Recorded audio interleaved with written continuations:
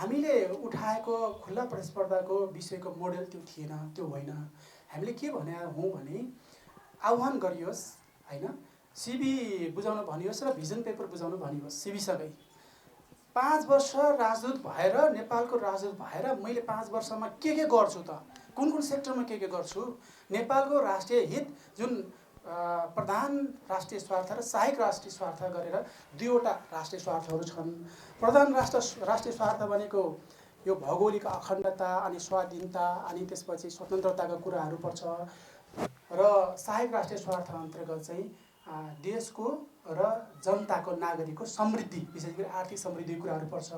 यो आर्थिक समृद्धिसँग जोडिने जति पनि क्रियाकलापहरू छ त्यो सहायक राष्ट्रिय स्वार्थ वा सेकेन्डरी नेसनल इन्ट्रेस्ट अन्तर्गत पर्छ भने भौगोलिक अखण्डता, स्वाधीनता, स्वतन्त्रताको कुराहरू चाहिँ यो प्राइमेरी नेसनल इन्ट्रेस्ट अन्तर्गत पर्छ।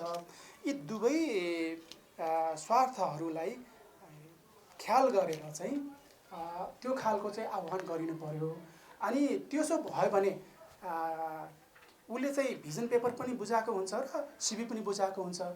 मान्छे को कस्तो छ, उसले कति पढेको छ, उसले कति प्रकाशन गरेको छ, कति किताब लेखेको छ, कति अनुसन्धानमूलक आर्टिकल लेखेको छ, कति अन्तर्राष्ट्रिय कन्फरेन्सहरूमा गएर देशको बारेमा बोलेको छ भन्ने कुरा सिबीबाट आइहाल्छ।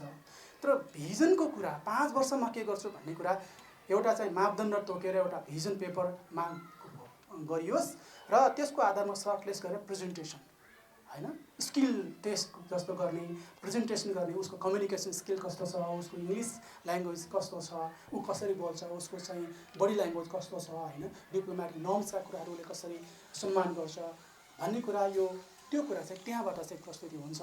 यी तीनटा माध्यमबाट गरियो भने त्यसलाई हामीले खुल्ला प्रतिस्पर्धा भने हो। तर यहाँले भने जस्तो पुरै इक्जाम दिएर त्यो चाहिँ हामीले परिकल्पना गरेको होइन।